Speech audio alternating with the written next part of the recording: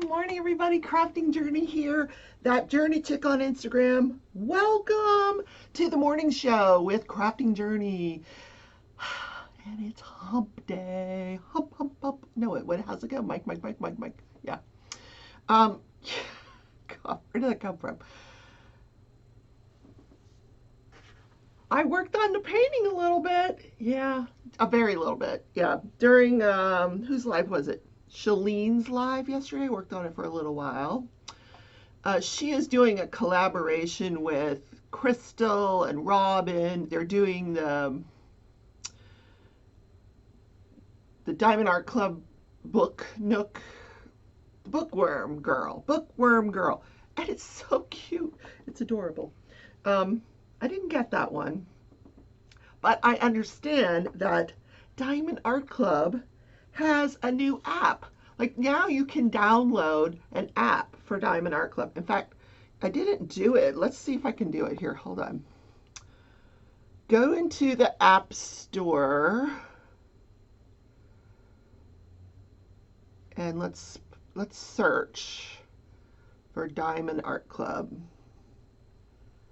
D-I-A-M, Diamond Art Club. Ooh, nothing came up. What? Oh, here it is. Diamond Art Club. Get premium diamond art kits. It's a age 4 and up. Why would a 4-year-old want a Diamond Art Club app? Interesting. But it's a shopping app. I wonder if that will make buying these paintings any easier. Anyway, there's a Diamond Art Club app. Long story short. So I am working on a particular symbol that there is a lot of. Let's turn the light pad on. On. I think my light pad is maybe at the end of its life. No, let's fingers crossed. That's not true. Fingers crossed. So yesterday I ordered a bunch of cat toys off of, not a bunch, like 3 or 4, off of Chewy.com for the kitties. They are acclimating to the house very well. I keep them at night. They're in their little room. I've been keeping them in their little room, and then I open the door in the morning and leave it open while I'm here. Now today I have to go to work, so I'm going to close the door. But I'm going to bet you Tootsie's going to open that door, and they'll be wandering around here. I feel pretty comfortable that they're safe with Tootsie. She is in love with them. She does want to chase them around and she wants to play with them. And they're a little intimidated by her, but they're getting more and more used to her. Yesterday I put them in the cat carrier, which upset Tootsie terribly.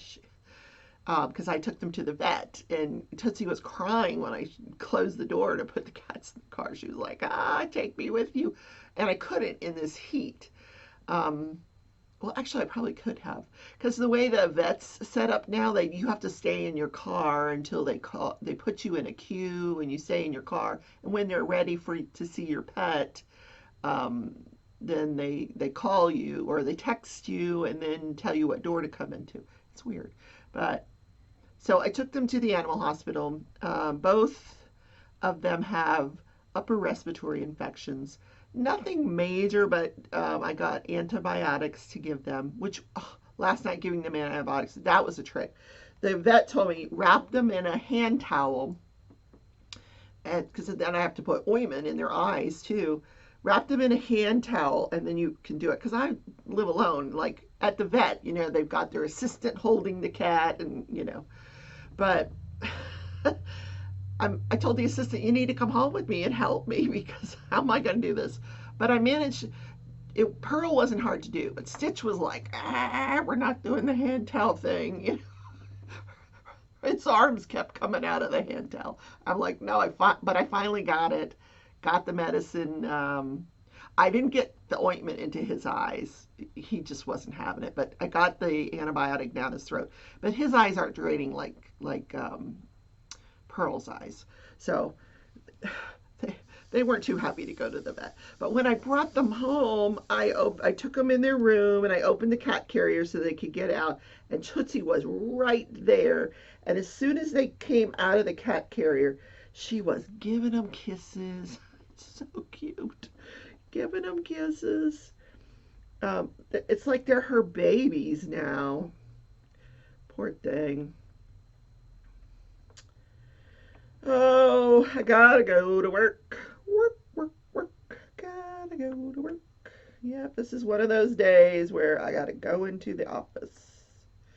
And I've got physical therapy and blah, blah, blah, blah, blah, blah. And I don't have my stopwatch on. What am I doing with no stopwatch on?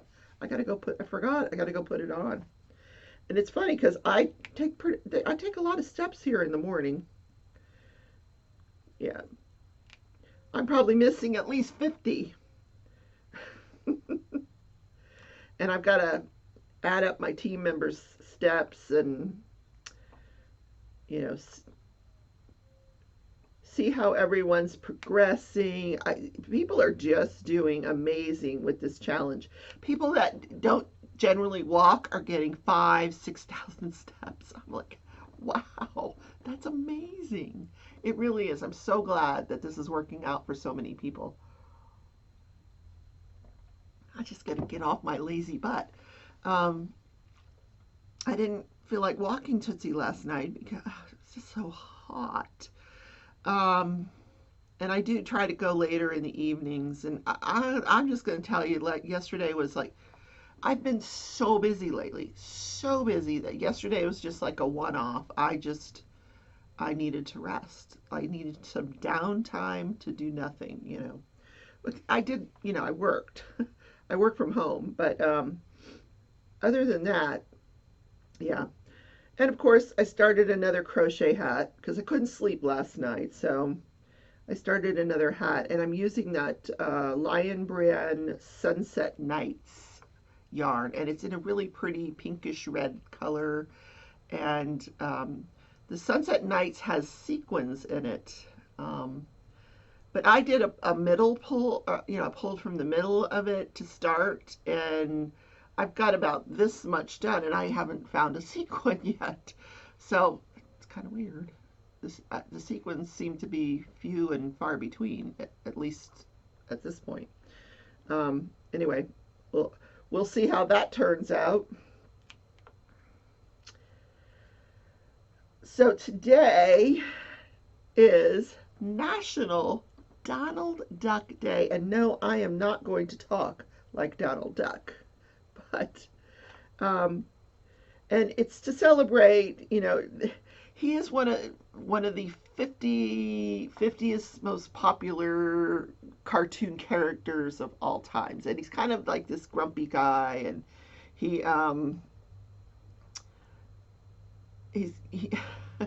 got his sidekicks, you know, Daisy Duck and Huey, Dewey, and Louie.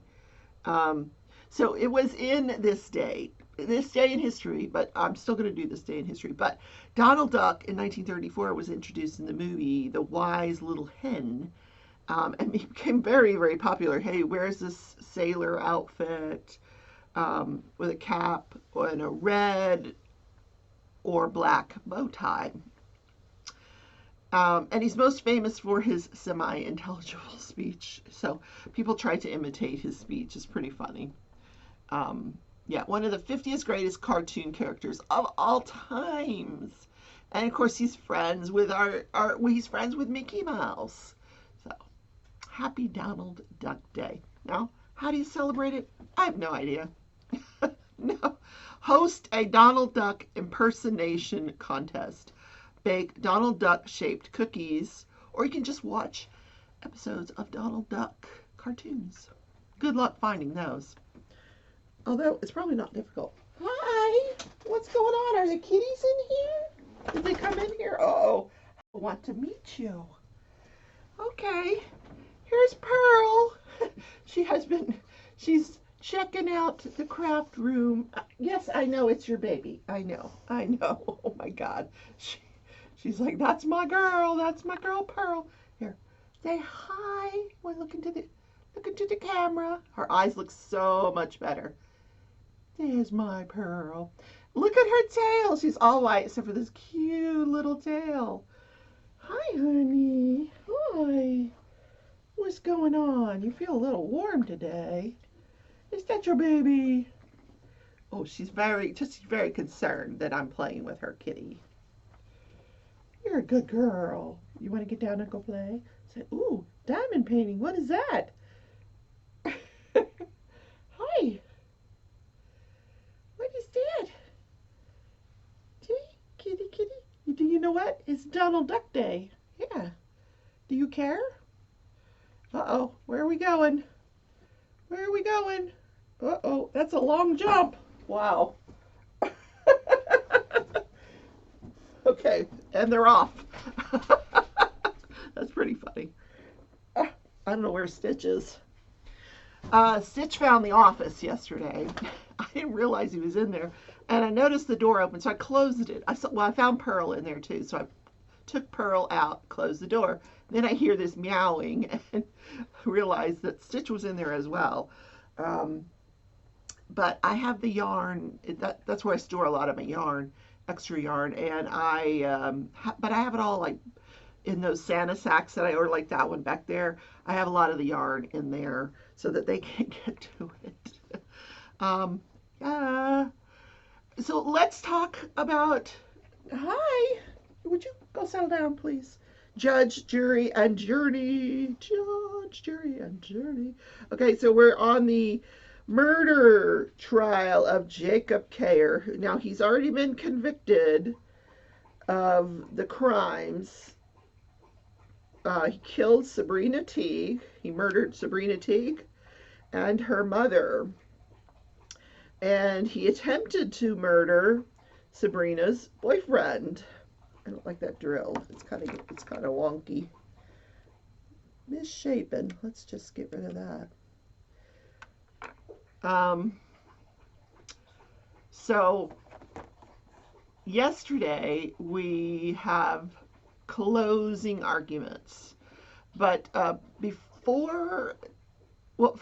right, let me back up. The defense had rested. That's the last thing I told you. So after the defense rests, the prosecution has an opportunity to put on their case, regarding this claim that he's mentally ill. So they put they show 5 clips of him in the emergency room. In one clip, he is clearly and rationally asking the police officer, hey, am I being filmed? Was I being filmed when I came in here? Is this all on film? Interesting.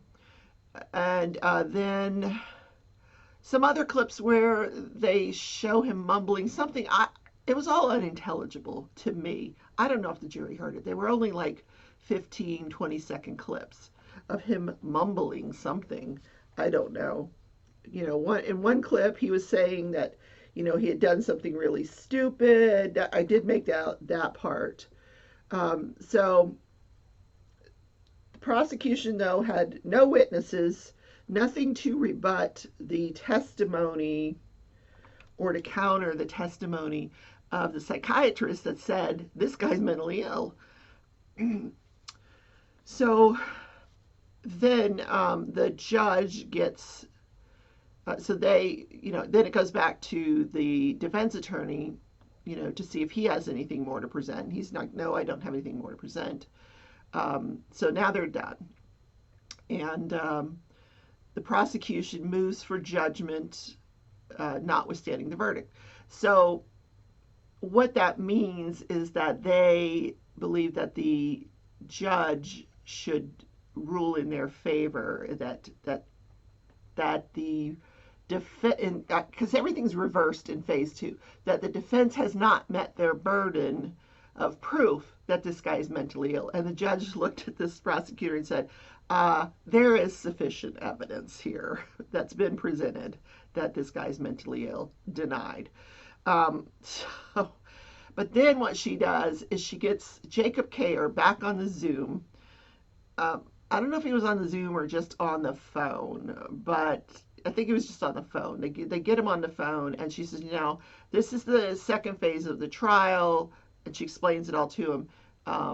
You elected not to participate today, but I need to ask you, you do have the right to testify. And he said, no, I'm not going to testify. And so she had to go through that whole thing. Have you consulted with your attorneys and blah, blah, blah. And he answered calmly to each one of those questions and said no, he had nothing to contribute. What was the point? That was his catchphrase for the day. What's the point? So, so bottom line, he elected not to speak on his own behalf because he doesn't believe that he's mentally ill, so he wouldn't have helped his case. So we, and then I did want to talk about one thing that I forgot to mention yesterday, and some of the subscribers brought this up, that and that is malingering. Do we think that this guy was just making all this up, this acting crazy, just to convince people that he's mentally ill so he can get off, become not guilty by reason of insanity? And that was asked of the psychiatrist, and the psychiatrist said, absolutely not. He says, I have never seen anybody who's claiming or who is adamant about not being mentally ill faking a mental illness. He said, no, he's so disorganized with his thought and so psychotic that it's just not possible that he's making all this up, because this has been going on over 4 years since this crime, consistently, and there's no way you could maintain malingering for that long of a period of time. So the judge instructs the jury, sends them back to answer 2 questions. Do you believe that at the time of the crime, Jacob Cayer was suffering from a mental disease or defect?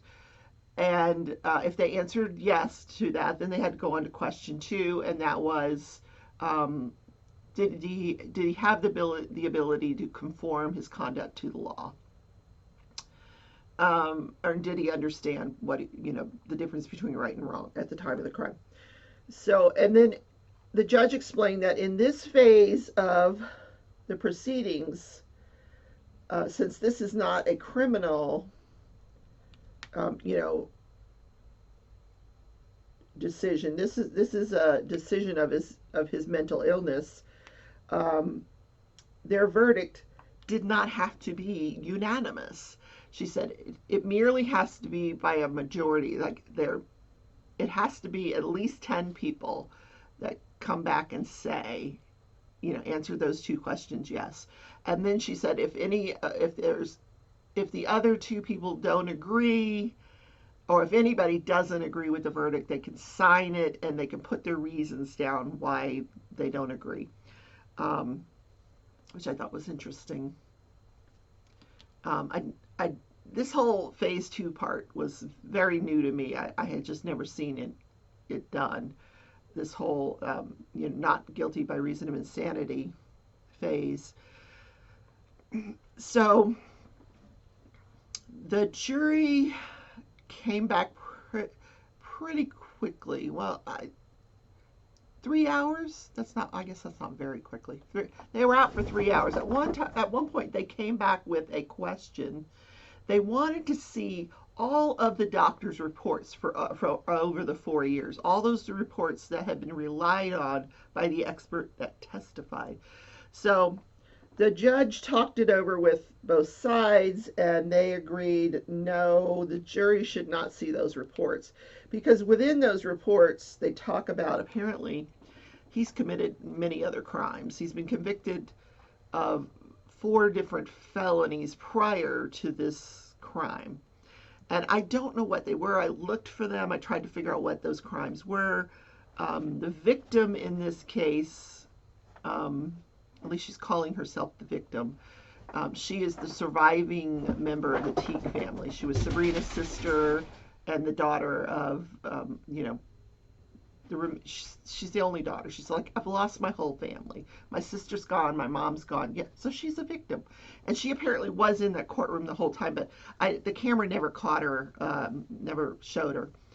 Um, where was I going with that? She wrote quite a lengthy essay that I read through. It was something she had planned on reading to the court, but did not get the opportunity. Um, and within that, she mentioned that he had other crimes against women.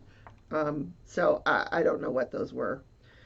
In any case, the jury comes back after 3 hours and says, um, the judge reads the verdict. You know, do you believe he's suffering from a mental disease or defect? Yes, they do. The answer is yes. The next question, do you believe he could conform his conduct to the law and knows right from wrong at the time of the crime? And they said no. Mm-mm. But then there were two jurors that disagreed. So it was 10-2. And so those two jurors signed the form that they didn't agree with the second question. If they wrote a comment, the judge didn't read the comment. So she thanked them for their service, and then they left the courtroom. So the judge says, I'm ready to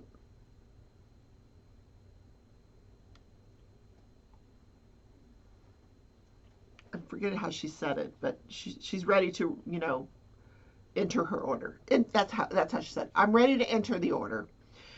And so the defense attorney said, well, my client wants a disposition hearing. And she said, there's no need for a disposition hearing. I'm going to do this now. And he goes, well, I wasn't prepared for this for now. And she goes, it doesn't matter. I'm going to do it. He doesn't need a predisposition investigation, because they've already had the court-appointed psychiatrist testify, so they know what it is this guy needs.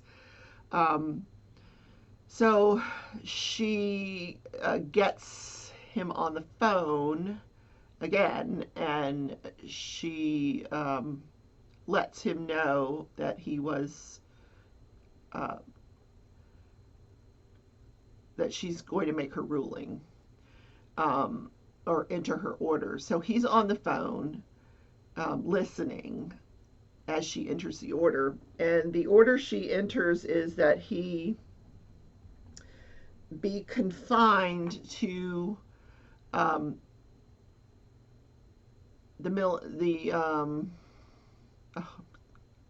trying to think of the word, the mental hospital, but the one that's well guarded, and the name is escaping me right now. In that particular jurisdiction, it's a facility called Mendota, which I told you about yesterday. It's like a jail, but there are healthcare providers there. There's psychiatrists, psychologists. He'll get the medicine that he needs. He will have the ability every 6 months to ask to be released. There'll be a review, which will include the judge, as to whether he would be a danger to the community if he was released. Now, there's two options. He could be released to a halfway house, or he could be released right into the community, if they felt that he was at the point where he was no longer a danger to himself or others. The problem with the disease that he has, the psychosis that he has, schizophrenia, is that these people do not have any insight into their mental health condition. And as soon as they would get out, if they were to let him out, he would stop taking his medication and would likely become violent again.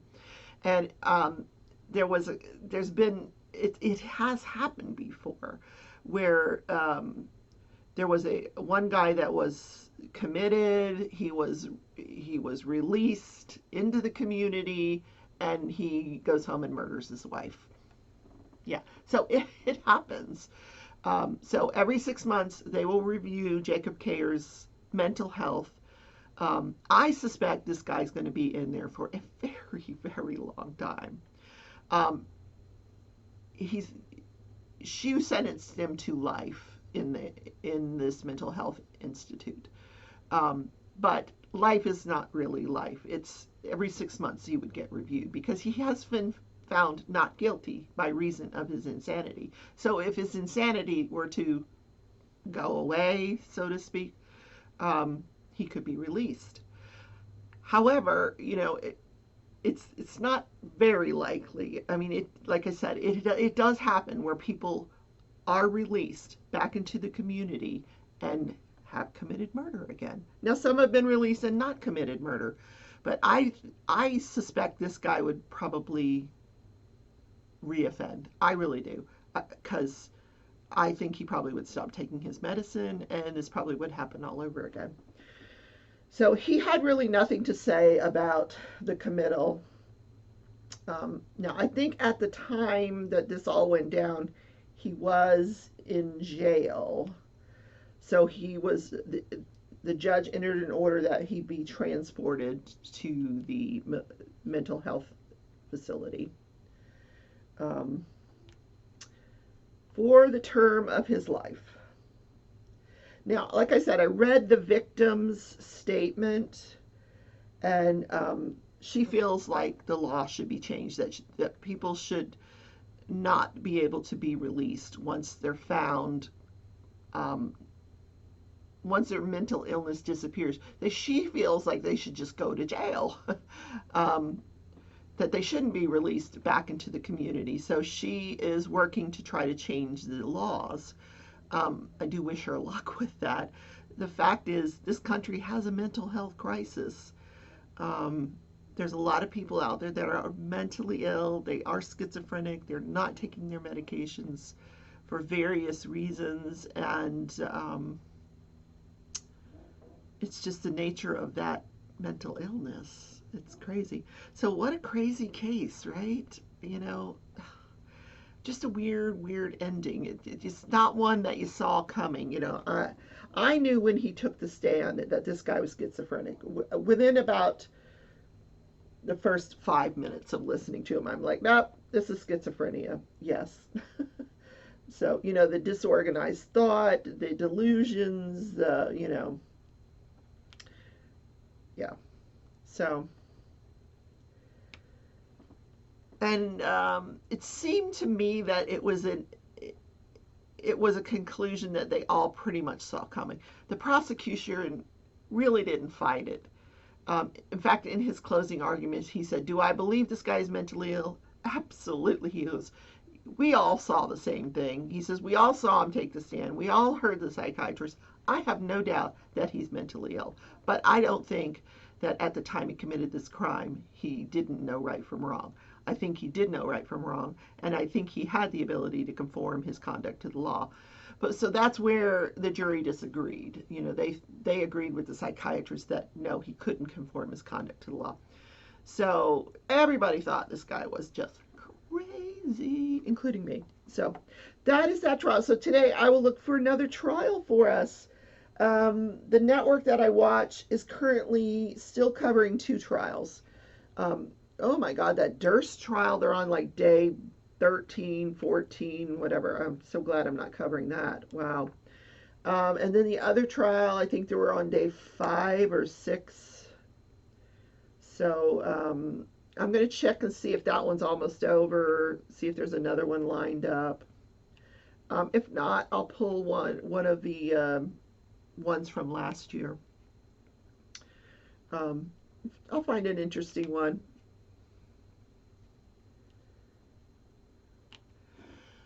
Oh, I don't want to go to work. I need to retire like my son. I just want to stay home and diamond plate, play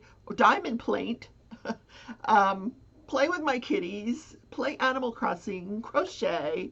Oh my God, I'm so lazy. I know.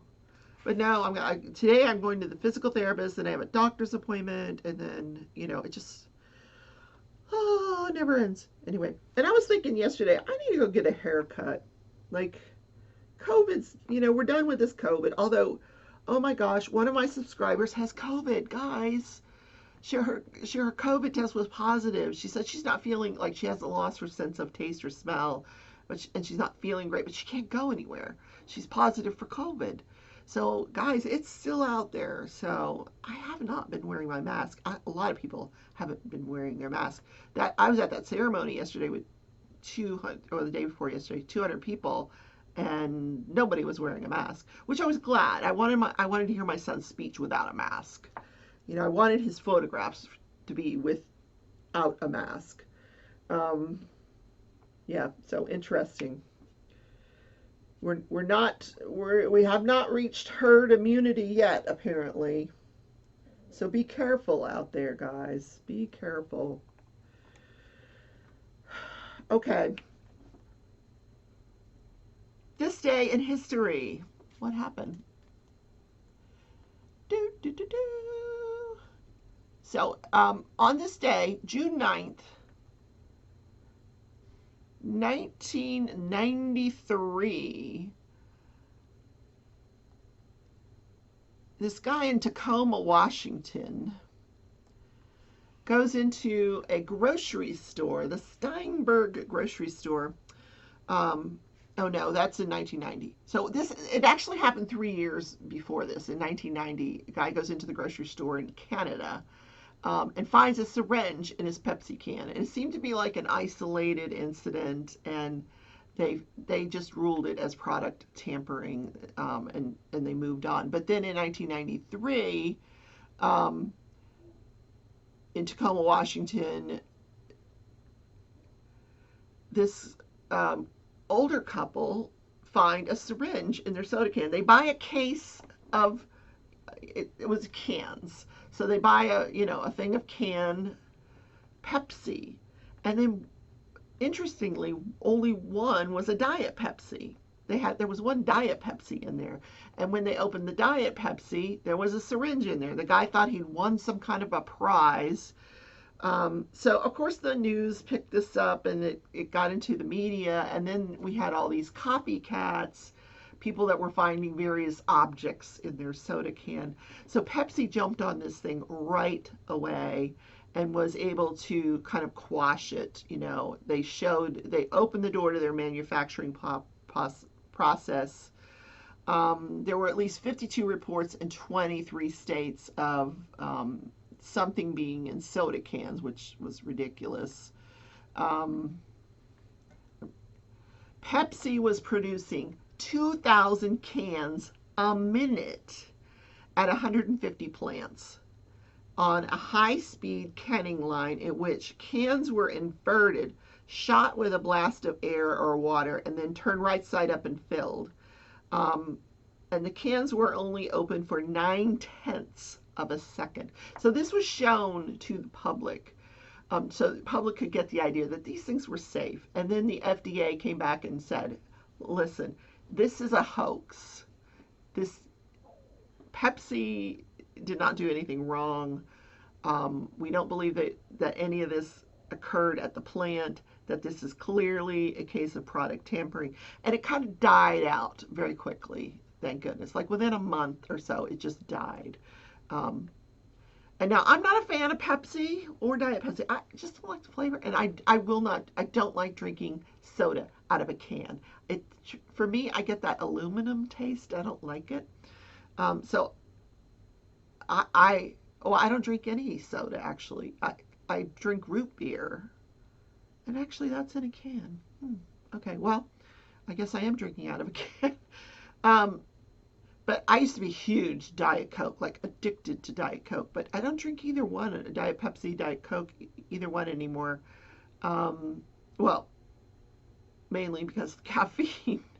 I suppose I could find a decaf version, but the only soda that I've really enjoyed that's decaf is that Diet Root Beer. It's A&W has a Diet Root Beer that is caffeine free.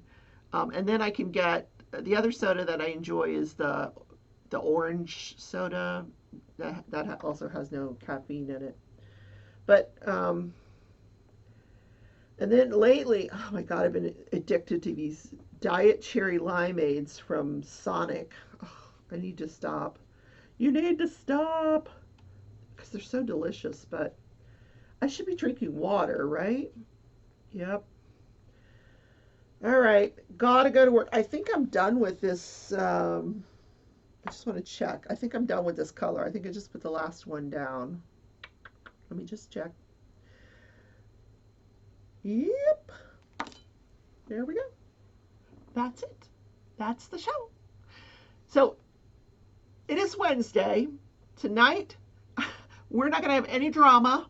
I'm going to come home. I'm going to do Craft With Me Wednesday.